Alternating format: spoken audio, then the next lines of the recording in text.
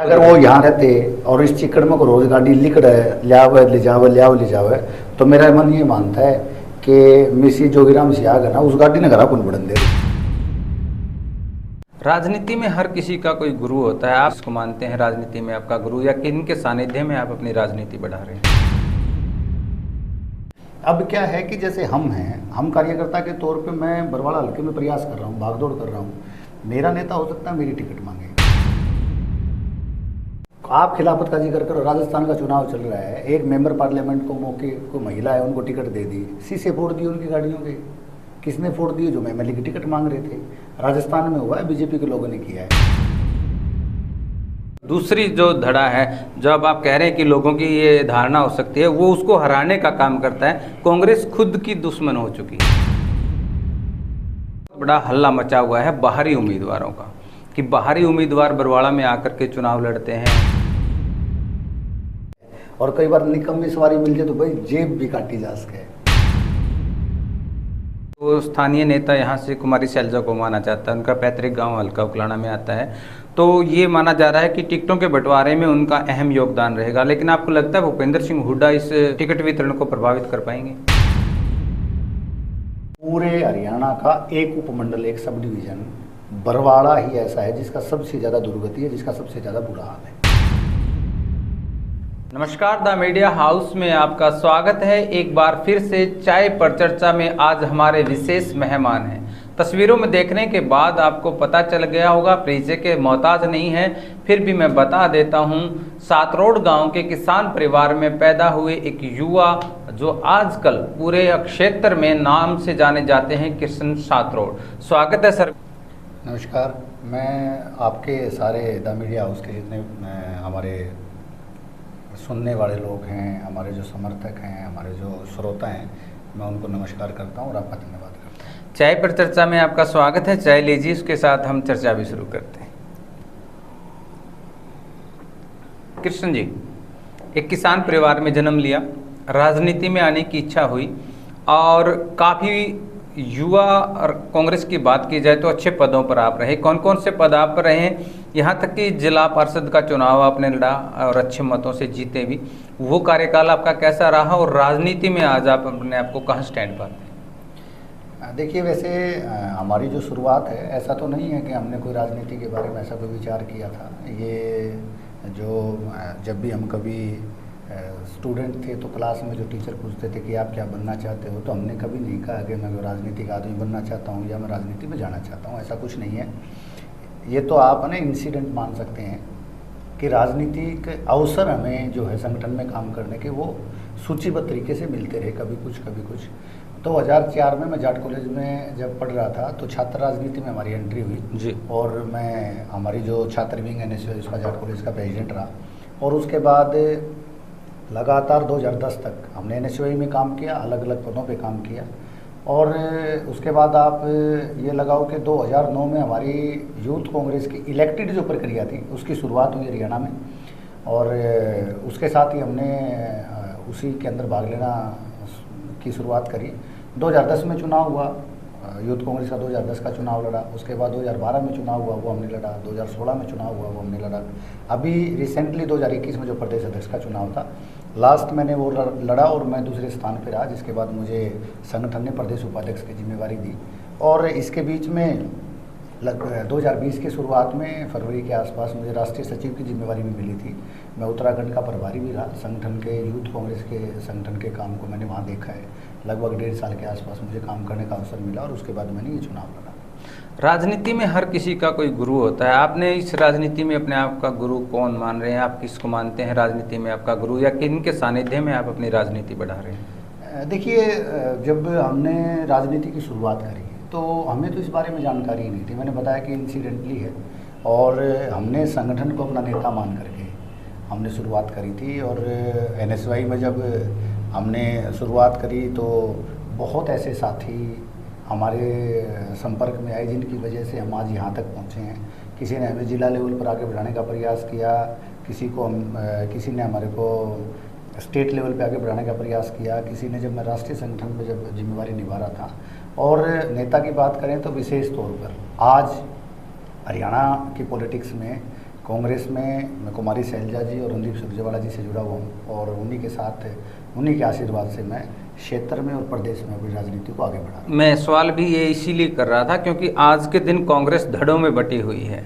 कहीं भूपेंद्र सिंह का खेमा है, कहीं रणदीप सिंह सुरजेवाला का खेमा है, कहीं कुमारी शैलजा, तो कहीं किरण चौधरी। बहुत सारे शीर्ष नेतृत्व के ऐसे लीडर हैं जो कांग्रेस पार्टी को अलग अलग धड़ों में बांट रहे हैं। हालांकि वो मीडिया के सामने हमेशा एक ही बात कहते हैं कि आज कांग्रेस एक है, लेकिन ये जग जाहिर सी बात है। मैं बात करूं इन धड़ों की, क्या लगता है कि ये धड़ों में ऐसे ही कांग्रेस बटी रही 2024 में भी पीछे की तरह से तो इनका हाल ना हो? देखिए, इसमें धड़ों में बंटना आप नहीं कह सकते, ये मतलब लोगों की धारणा गलत है। और गलत किस लिए, मैं इसको थोड़ा सा प्रकाश डालूंगा आपको कि एक नेता एक कार्यकर्ता के लिए टिकट मांगता है या किसी एक कार्यकर्ता को वो पद दे सकता है। कोई एक नेता एक ही पद पे दो लोगों को नहीं बैठा सकता। 4 लोग एस्पेरेंट हैं, 4 लोग काम करने के लिए तैयार हैं, 4 लोगों अंदर काम करने की कैपेसिटी है और 4 ही प्रदेश के नेता हैं, तो 4 लोगों को रिकमेंड करेंगे। जिम्मेवारी एक को ही मिलनी है, लेकिन उनके हौसले के लिए, उनको बैक देने के लिए, उनको आगे बढ़ाने के लिए अगर उनका लीडर नाम दे रहा है, माना कि आप मानते हैं कि अगर धड़ों में कांग्रेस ना बटे एक ही लीडर हो तो चुन लिया गया। आपको एक हल्के में 5-5 टिकटार्थी कैसे मिलेंगे, 5-5 लोग काम करते कैसे मिलेंगे, इलाके की सेवा कैसे करेंगे? तो हर नेता के साथ किसी कार्यकर्ता का जुड़ना नेगेटिव नहीं होता, मैं पॉजिटिव मानता हूँ। अब क्या है कि जैसे हम हैं, हम कार्यकर्ता के तौर पे मैं बरवाड़ा हल्के में प्रयास कर रहा हूँ, भागदौड़ कर रहा हूँ। मेरा नेता हो सकता है मेरी टिकट मांगे, दूसरा नेता किसी दूसरे साथी की टिकट मांगे, तीसरा नेता किसी तीसरे साथी की टिकट मांगे। लास्ट एक ही आदमी को टिकट मिलनी है कांग्रेस की। लेकिन मैं ऐसा मानता हूँ कि हमारी लड़ाई जो है वो तब तक है जब तक एक आदमी का नाम तय नहीं होता। जब एक आदमी का नाम तय होगा तो हम सब कांग्रेसी हैं और हमें कांग्रेस के हाथ के निशान को जिताने के लिए काम करना वो हम करेंगे। देखिए, आप जो बात अभी कह रहे हैं ये कहीं न कहीं कहने और सुनने में बहुत अच्छी लगती है, लेकिन मैं आपको बता दूं कि जब एक व्यक्ति का नाम सामने आ जाता है तो दूसरी जो धड़ा है, जो अब आप कह रहे हैं कि लोगों की ये धारणा हो सकती है, वो उसको हराने का काम करता है। कांग्रेस खुद की दुश्मन हो चुकी है। ऐसा है, देखिए, हर पार्टी में और हर संगठन में ऐसे लोग हैं जैसा आप बता रहे हैं, लेकिन ऐसे कार्यकर्ता भी हैं जो समर्पित हैं, जिनको केवल हाथ का निशान दिखता है।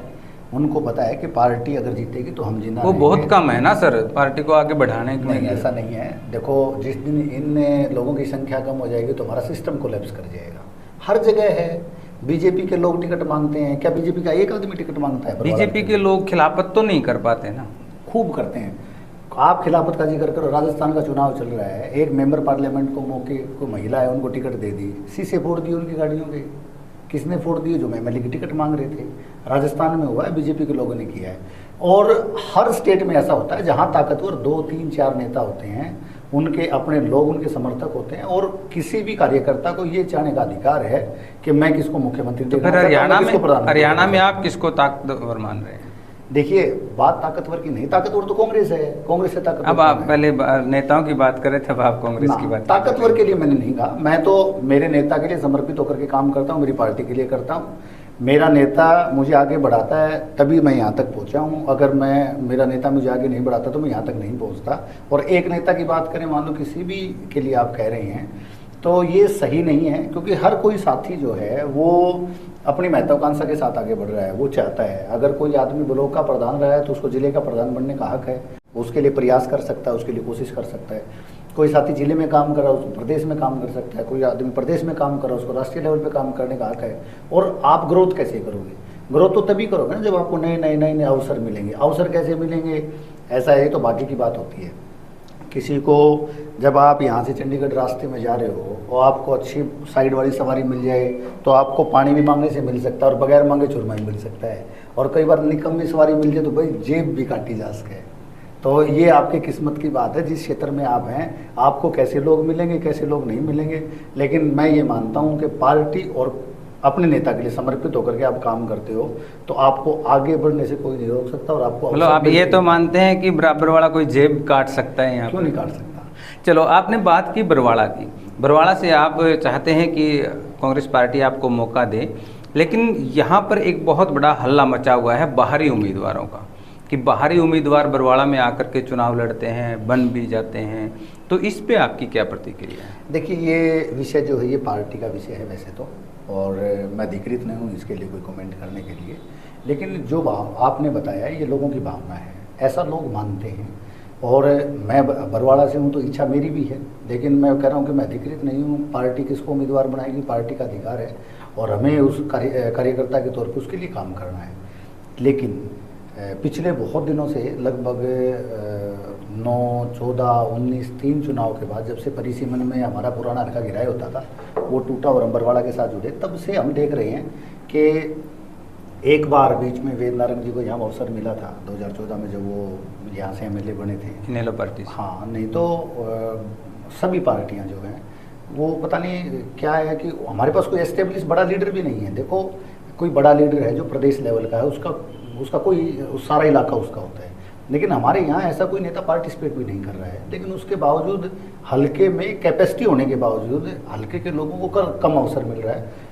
हमने भी पार्टी प्लेटफॉर्म पे इस बात को रखा है और ये कह रहा हूँ कि मैं अधिकृत नहीं हूँ, क्योंकि पार्टी कैसे डिसाइड करेगी, कैसे फैसला लेगी तो पार्टी देखेगी। लेकिन हमारी भी इच्छा ऐसी है कि चलो, मैं तो खुद एस्पेरेंट हूँ, मैं तो मानता हूँ कि भाई मेरा हक है मांगने का और मैं कार्यकर्ता के तौर पे लंबे समय से काम कर रहा हूँ, तो पार्टी मुझे अवसर दे। लेकिन फिर भी अगर पार्टी किसी दूसरे को अवसर देती है हम काम करेंगे। लेकिन ये हमारी भी इच्छा है कि इलाके में विशेष तौर पे हमारी पार्टी जो है वो बरवाड़ा हल्के के लोकल उम्मीदवार को मौका दे और हम सारे के सारे साथी जो हैं वो पार्टी में जो भाई अभी आपने एक बात कही हल्का गिराए की, मैं उसी पर आ रहा था। हल्का गिराए होता था वो अलग अलग हिस्सों में बांट दिया गया, कुछ गांव उसके उकलाना में चले गए, कुछ बरवाड़ा में चले गए, कुछ तो उस समय बहुत सारे लीडर्स होते थे। आज वो लीडर भी दिखाई नहीं दे रहे और वो जिस प्रकार से गाँव का बंटवारा हुआ है उसका आज की राजनीति पे कितना असर दिखाई दे रहा है? देखिए, ये तो पता नहीं पुरानी पॉलिटिक्स है जिसकी वजह से गिराया, परिसीमन में गिराया लगा जो है टूटा था। उसमें मुझे पता है कि आपका खुद का जो गांव है जो आजकल उकलाना में है वो भी गिराए का हिस्सा होता था। कुछ गांव जो है वो उकलाना में चले गए, अकेला एक गांव था वो नलवा में चला गया। कैमरी ऐसा गांव था जो हिस्सा था हमारा गिराए हल्के का, वो नलवा में चला गया। बाकी मैक्सिमम गाँव जो है बरवाड़ा के साथ जुड़े। हाँसी में काफ़ी गाँव चले गए, नारनौल में भी गाँव हैं। नारनौल में जैसे बड़ा गांव सिसाई है, पहले गिराई में होता था। मैजत गांव हो, पहले इसमें गिराई में होता था। सिंगवा है और इस तरह के जो गांव हैं ये पहले गिराई का हिस्सा होते थे। तो वो गांव अलग अलग टुकड़ों में उनको दूसरे हलकों में बांट दिया। उसके बाद पता नहीं, समझ नहीं आया कि परिसीमन में पहली बार ऐसा हुआ कि सभी पार्टियों ने अलग अलग तरीके से टिकटों का बंटवारा किया। जो एस्टेब्लिश लीडर यहाँ से जो रहे थे उनको अलग अलग इलाकों में भेज दिया। उसके बाद में पता नहीं क्यों ऐसा एक वैक्यूम सा आया, या तो पार्टियों की उन्होंने नज़रअंदाज किया यहाँ की जो लीडरशिप है उसको, जिसके बाद ऐसा रहा। नहीं तो हमारा जो इलाका है, विशेष तौर पे जो मेरे अपने गांव है, मेरा गांव हल्के का सबसे बड़ा गांव है और हमारे गांव के इर्द गिर्द, मेरा गांव में भी और जो इलाके के इर्द गिर्द के गांव हैं बहुत अच्छे, खासकर यूथ में तो है ही हैं। सीनियर हमारे जो लीडर हैं वो अलग अलग पार्टियों में बहुत सक्रिय रहे हैं, लेकिन पार्टियों ने सही समय पर उनका अवसर नहीं दिए तो आज वो मुख्य धारा से बाहर हैं। तो पता नहीं ऐसा क्यों हो रहा है, लेकिन हमारी इच्छा है कि हमारा जो बरवाड़ा हल्का जो बना हुआ है, बरवाड़ा हल्के की जो लीडरशिप है उसको डेवलप करके हर पार्टी को उसको आगे बढ़ाना चाहिए। मैं 1-2 सवाल और लूँगा, उससे पहले मैं जानना चाहता हूँ कि आपका गांव 7 रोड है और 7 रोड के साथ 8 गामा शायद नाम जोड़ा जाता है, कुछ इस प्रकार से आपके 8 गांव कौन से हैं, और ऐसा क्या सिनेरियो है जिससे आप हल्का बरवाड़ा के टिकट पे दावा भी ठोक सकते हैं और हाईकमान को ये विश्वास भी हो जाए कि आपको टिकट दी जाए तो आप जीत सकते हैं? कोई सिनेरियो आपके दिमाग में? देखिए, वो जो 8 गामा का आपने जिक्र किया है, हमारे बुजुर्ग हैं जिन्हें जो 8 गांव थे हमारा लाडवा गांव है, 7 रोड छोटी है, 7 रोड बड़ी है, रायपुर है, शिकारपुर है, खरड़ है, न्याणा और मिर्ज़ापुर, ये हमारे गवांड लगते हैं। ये 8 गांव हैं जिसको हम गवांड मानते हैं। गवांड में तो हमारे मैयड़ भी आता है और बघाना भी आता है। तो ये लगभग 10 गाँव ऐसे हैं जिसकी पॉपुलेशन और जिसकी वोटों की संख्या लगभग 65,000 के आसपास है। और ये आप मान के चलो, अगर इसके बीच में से आप रख के अगर इसको घुमाओगे तो सारा इलाका जो है ये 5 से 7 किलोमीटर का इलाका है। बड़े गांव हैं, मेरा खुद का छोटी सातोड़ बड़ी सातोड़ गांव मिलाते हैं तो लगभग 20,000 वोट जो है मेरे गांव में पड़ते हैं। लगभग 6,500 वोटों का गांव लाडवा है, तो उस इलाके में वोट सबसे ज़्यादा हैं। अब बरवाड़ा शहर है, बरवाड़ा शहर में 32,000 वोट हैं और यहाँ से जब हल्का स्टार्ट होता है तो क्योंकि बरवाड़ा को चारों तरफ से उकलाना ने घेर रखा है, क्योंकि यहाँ के चारों तरफ के जो गांव हैं, एक हम हिसार रोड को छोड़ दे, सारे के सारे जो है वो उकलाना के गांव हैं। तो उकलाना हल्के को जो है इन्होंने बरवाड़ा के साथ जोड़ के, पता नहीं परिसीमन में कैसा ऐसा हुआ था। बाकी जो रूरल एरिया जो गांव हैं वो आप जैसे ही हिसार के नज़दीक लगोगे और हमारे जो गांव आते हैं वो बहुत बड़े बड़े गांव हैं। खरड़ गांव है, खरड़ गांव 9,500 वोटों का गांव है। ऐसे ही करके रायपुर शिकारपुर बड़े गांव हैं, न्याणा में 2 पंचायत है, मिर्जापुर में 2 पंचायत है, बड़े गांव हैं। उस इलाके के मतलब वो हिसार के नज़दीक लगता है। देखिए हरियाणा का सबसे बड़ा ज़िला है हिसार, और ये इलाका जो बरवाड़ा के साथ लगता है ये सब हिसार के नीचे के हैं। सब लोग हिसार में व्यापार करते हैं, सब लोग हिसार में अपने काम धंधे नौकरियां जो हैं वो करते हैं, और हिसार के साथ उनके बहुत लंबे चौड़े ताल्लुकात हैं रहे हैं, और हिसार उनको सपोर्ट भी करता है। अब बरवाड़ा हल्कों को आप वहाँ जोड़ दिया है, अगर उस इलाके के लोगों का अगर मदद करते हो, उस इलाके के लोगों को आप आगे बढ़ाते हो, तो वो किसी भी पार्टी को मजबूत करते हैं। इससे पहले जो चुनाव लड़ा और जीता गया, इससे पहले आप अगर उठा करके देखोगे तो उन गाँव ने रिजल्ट को प्रभावित किया है, उन गाँव के वोटों ने प्रभावित किया है। किसी जीतते हुए आदमी को हराया है और किसी हारते हुए आदमी को जिताया है। तो क्योंकि इलाका बड़ा है, गाँव बड़े हैं, और अपने लोकल उम्मीदवार की वो डिमांड भी करते हैं। मेरे लिए नहीं, मैं तो चलो ठीक है, मैं पार्टी का कार्यकर्ता हूँ, एस्पायरेंट हूँ। मैंने कहा कि आप मेरे से क्वेश्चन कर रहे हैं, उस इलाके के किसी भी मजबूत युवा को अगर कोई भी पार्टी आगे बढ़ाती है तो वो इलाका उसको कमज़ोर नहीं रहने देगा। मैं ऐसा मानता हूँ। आज जो माहौल है वो कांग्रेस के पक्ष में है।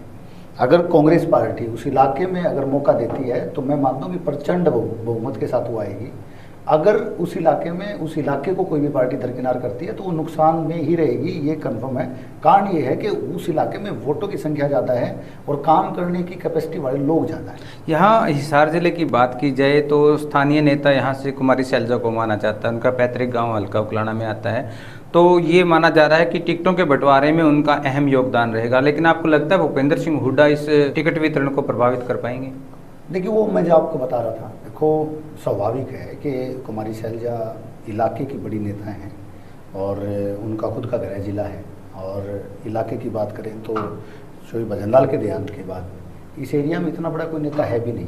आज कुमारी शैलजा जो है वो राष्ट्रीय महासचिव है, छत्तीसगढ़ की प्रभारी हैं, कांग्रेस कार्य समिति की सदस्य हैं। ये इतनी बड़ी अचीवमेंट है कि इलाके के लोग अगर सोचे ना तो वहाँ तक पहुँचना, वहाँ तक वैसे तो नहीं पहुँचा जाता है।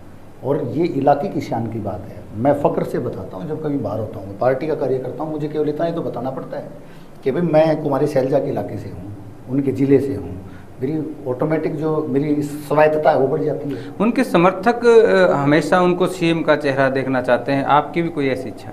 देखिए स्वाभाविक है, कौन नहीं चाहता, समर्थक हर कोई चाहता है और समर्थकों को चाहना भी चाहिए।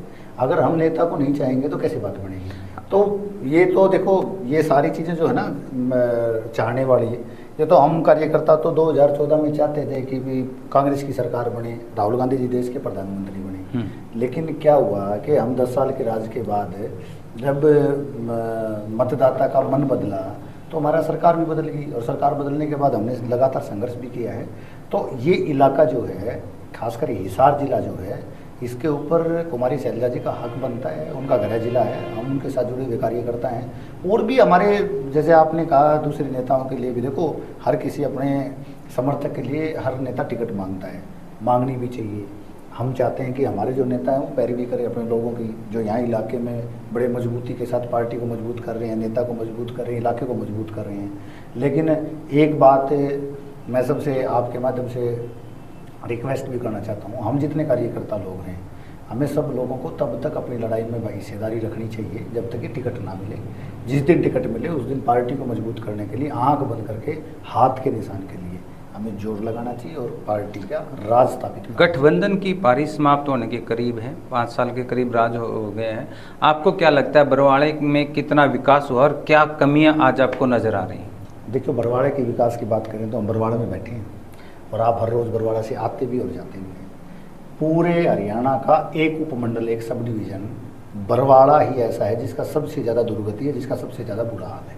इतने बुरे हाल का इसका जो मेन रोड है, जो गोड्डे तो ऊपर जिसमें पानी रवे है, गोड्डे तो ऊपर जिसमें चिकड़ रवे है, आपको किसी भी सब डिवीज़न का ऐसा हाल नहीं मिलेगा पूरे हरियाणा में। मैं पूरे हरियाणा में घूमा, मैंने तो देखा नहीं। इतने बुरी तरह से विकास से इतना दूर ये इलाका है कि समझ नहीं आता कि हमारे जो लीडर हैं, जो हमारे प्रतिनिधि हैं, जो यहाँ से चुन के गए हुए हैं, वो इस तरफ देखते क्यों नहीं है। मैं जो आपको बता रहा था ना, वो बड़ा असर डालती है इस बात के ऊपर कि बरवाड़ा जो शहर है, बरवाड़ा के शहर का नज़दीक के जितने जुड़े हुए गाँव में सारे उगलाना में लगते हैं, तो वो प्रेशर यहाँ क्रिएट कर नहीं पाते। यहाँ से निकलने के बाद हमारा जो नेता है, कोई रवे बरवाड़ा में, सारे हिसार रवे हैं, जो जीत गया वो भी, जो हार गया वो भी। एक आदमी बता दे कोई साहब रहता हो तो, कोई नहीं रहता यहाँ, आवश्यकता ही नहीं उनको रहने की। वो हिसार रहे में, कोई सेक्टर 14 में रहता होगा, कोई कहीं रहता है। अगर आपको मौका मिला तो आप बरवाड़ा रहेंगे? मैं गाँव में रहता हूँ। नहीं, अगर आपको मौका मिल जाए तो फिर बरवाड़ा रहेंगे विकास करने के लिए? मैं शहर तो रहता नहीं, मैं तो गाँव में रहता हूँ भाई। मेरा इतना व्योत हो गया कि मैं मकान लेके शहर में रह सकूँ, तो मैं क्यों कर रहूँगा, बरवाड़ा में 100% रहूँगा। मेरा व्योत गाँव में रहना। आपने अपने इंट्रो में बताया कि भाई किसान परिवार से आते हैं, तो किसान परिवार से आते हैं तो आप गाँव में रहोगे। किसान परिवार से आना अलग बात है, क्योंकि जीतने के बाद वो चीज़ें, चौधरी चरण सिंह ने कहा था कि मैं आज प्रधानमंत्री की शपथ ले रहा हूँ, किसान हूँ, लेकिन अजीत सिंह प्रधानमंत्री का बेटा कहलाएगा। ये हो सकता है कि आप जब विधायक बन जाएं तो आपको लगे कि वो किसानों वाली बात नहीं है, तो आप भी साथ। अगर देखो, ये इस चीज़ से जुड़ी हुई चीज़ नहीं है। देखो, कोई भी आदमी अगर हल्के के गांव, हल्के में गांव हमारे दिगदाना भी है, हल्के में गांव हमारा तलवंडी राणा भी है, जुगलान भी है, अगर वहाँ का कोई साथी, अगर वहाँ का हमारा कोई सीनियर नेता या वहाँ का कोई कार्यकर्ता चुनाव लड़ता है, अगर वो जीतता है और वो गांव में रह रहा है, तो इट मीन्स वो हल्के में ही रह रहा है। मेरा कहने का मतलब कुछ और था, क्योंकि अगर नेता इलाके में रहता है तो इलाके की परवाह करता है। अगर शहर में मकान, आप मानते हैं जोगीराम से आगे हल्के में नहीं रहते ना? मैं ये टिप्पणी करना तो गलत है। अगर वो ये टिप्पणी आपकी दोनों चीज़ों पे प्रभावित करेगी। आप एक तरफ तो कह रहे हैं कि परवाह नहीं हल्के की, दूसरा मेरा ये है कि वो हल्के में नहीं रहते। ऐसा है, अगर वो यहाँ रहते और इस चिकड़ में को रोज गाड़ी लिकड़ लियावे ले जावे, तो मेरा मन ये मानता है कि मिसी जोगीराम से आगे ना उस गाड़ी ने घरा कौन बड़न देर आके इसने दुआ के लिए जब चिकड़ की बुरी उड़ाई भीतर बांट दी, तो फिर ठीक। तो ये तो साबित हो गया कि वो हल्के में नहीं रहते भाई। ये चिकड़ यहाँ जो आप जब इलाके से घूम के आओगे, अरे चिकड़ मत निकल के गाड़ी भीतर बांटोगे, ये देखो अपने ना स्वाभाविक है, अपने तो इस बातों के लिए चुटकुले भी बनते हैं कि भाई महिला जो है, हमारे घर की जो महिलाएं हैं, उनको बहुत परवाह रहती है घर में साफ सफाई की। और हम अगर कोई भी इस तरह का डंगा चिकड़ ठा के बाढ़ ले आवा, तो ये सच्चाई। अगर वो बरवाड़ा में रह रहे होते तो मैं गारंटी दूँ कि जोगीराम सियाग की गाड़ी ने घरा कौन बड़न देर मिसे जोगीराम सियाग वो ये कहती दुआ के लेके लिए, ये रोज दुआ के लिया। सिर्फ हमें ये बता दीजिए, अभी 5 राज्यों में चुनाव की घोषणा हो चुकी है, क्या लगता है किस राज्य में कांग्रेस अच्छा परफॉर्मेंस कर पाएगी? देखिए, 5 प्रदेश हैं, राजस्थान है, मध्य प्रदेश है, छत्तीसगढ़ है, तेलंगाना है, मिजोरम है। 5 में कांग्रेस सरकार बनाने वाली है, पक्का सरकार बनाने वाली है। और 3 स्टेट तो हमारे ऐसे हैं, मध्य प्रदेश है, तेलंगाना, छत्तीसगढ़, लैंडस्लाइड विक्ट्री होगी वहाँ। आज से पहले कभी इतनी मेजोरिटी से कांग्रेस जीती नहीं होगी जिस मेजोरिटी से अब की बार जीतने वाली है। और राजस्थान में भी हम अच्छे बहुमत के साथ सरकार बनाएंगे। राजस्थान रिपीट तो नहीं करता, ऐसा सुनने में आता है। हाँ, रिकॉर्ड बनते टूटने के लिए है। इस तो बार बनाया तो इन था और तोड़ेंगे हमें, मतलब कांग्रेस पार्टी इस रिकॉर्ड को तोड़ने जा रही है। आपके चैनल के माध्यम से बताना चाहता हूँ कि राजस्थान में बहुत अच्छे मार्जिन के साथ, बहुत अच्छी सीटों के साथ कांग्रेस जो है रिपीट करने वाली है। जी, ये थे हमारे साथ कृष्ण सातरोड, बड़े सुलझे हुए युवा हैं जिन्होंने बहुत सारे सवालों का घुमा फिरा के जवाब दिया, लेकिन बहुत सारी बातों को क्लियर भी कर दिया। एक स्थानीय राजनेता से लेकर के नेशनल तक की तमाम बातें इनसे हुई है और इनका दावा है कि बरवाड़ा विधानसभा से अगर कांग्रेस पार्टी इनको मौका देती है तो ये विकास करवा सकते हैं, क्योंकि अब जो गठबंधन की सरकार थी उनके विकास पर बहुत बड़ा सवालिया निशान उन्होंने खड़ा किया है। फिर किसी साथी के साथ चाय पर चर्चा होगी, तब तक दीजिए इजाज़त, नमस्कार।